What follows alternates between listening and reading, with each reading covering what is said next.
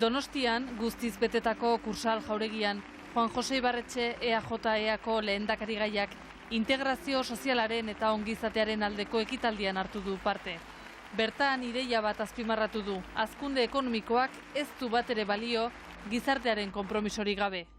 Solidario izateari uzten diogun egunean, euskaldun izateari ere utziko diogu.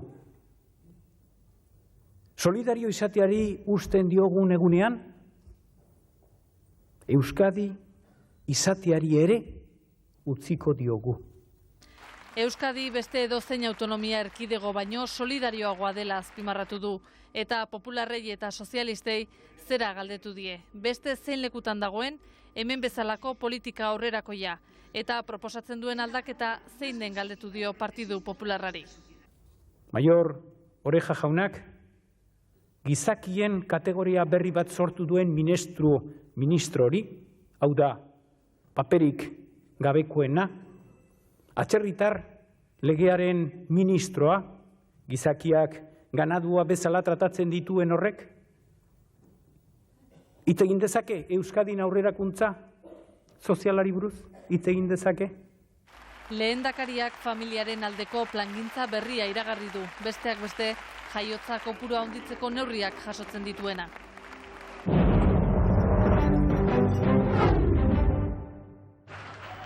Laudion, Araban eman duen lehen mitinean, Jaime Maior Oreja Alderdi Popularraren lehendakari gaiak esan du, ez duela Ibarretxe sinisten, bide baketsuak erabiltzen ez dutenekin ez duela hitzartuko esaten duenean.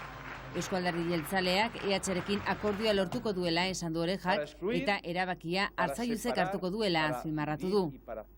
PP eta PSren arteko aliantza santuari buruz Maior Orejak adierazi du, EAJak EA eta EH-rekin Lizarrako ituna sinatu horretik egin zuten akordioa baino santuagoa dela. Askatasunak aurrera egin duen urratsan bakoitzari nazionalismoak trampa bat jarri diola esan du hautagai popularrak.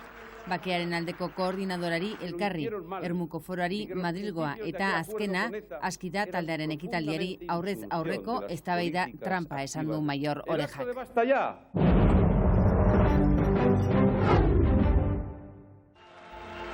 Euskal Herritarrok taldeak berriz kritikatu ditu Eusko Alderdi Jeltzalea eta EA, herri honentzat omen duten proiektua azaldu ez duten bakarrak, eurak direlako. Errenterian Arnaldo Tegik EH-ko Gipuzkoako zerrenda buruak esan du. Euskal Herriak bakerako eta buru jabetzarako bizi duen une historikoan, jeltzaleak makurtu egin direla berriro ere, Madrid eta Parisen aurrean. Eta horren aurrean ez dute zer esateko, ez dute zer eskaintzeko, eta hori guretzat guztiz mingarria da. Koalizio horretako partaideek esaten digutela orain jada, 14an bakoitza bere tokitik jungo dela. Eta haze gauza arraroa. Eta badakizute zein den arrazoia. Bata besteekiko mesfidantza izugarria daukala. EAkoa pentsatzen dut hauek sozialistekin jungo dela, eta PNV pentsatzen dut eozer gauza egiteko dagoela. Arnaldo Tegik gaineratu du, beste 22 urtez estatutuari heltzeak ez duela konponbidea ekarriko, eta akordiorako proposamena mahai gainean dutela esan die EAJari eta EAri.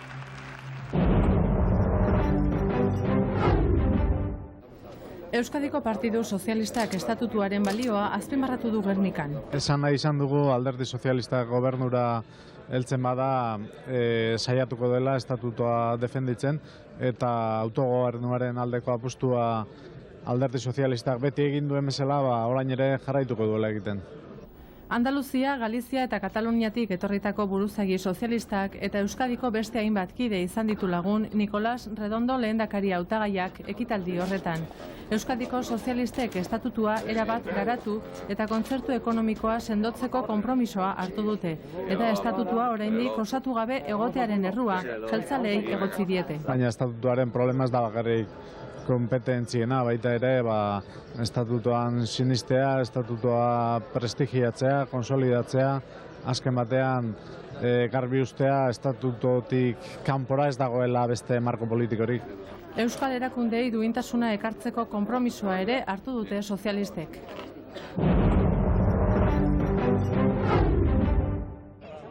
Barakaldon, Bizkaiko ezkerraldean, desindustrializazioa eta langabezia izan ditu izpide Izquierda Unida Ezker Batuak.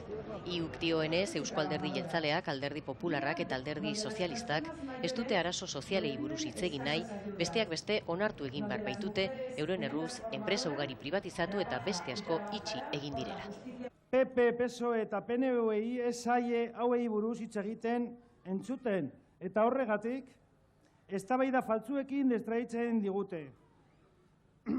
Giza eztabaida kanporatzen dute, eta guk hemen gaude, giza eztabaida parlamentura eramateko. Javier Madrazo, Ezker Batuaren lehendakari gaiak, Eusko Alderdi Jeltzaleari leporatu dio Euskal Oligarkiaren interesak zaindu eta Alderdi Popularraren antzera politika atzerakoiak egin izana. Gaspar Llamazares, IUko koordinatzaile nagusiak, PPren gandik urruntzeko eskatu die sozialistei, ezkerra saldu baitute.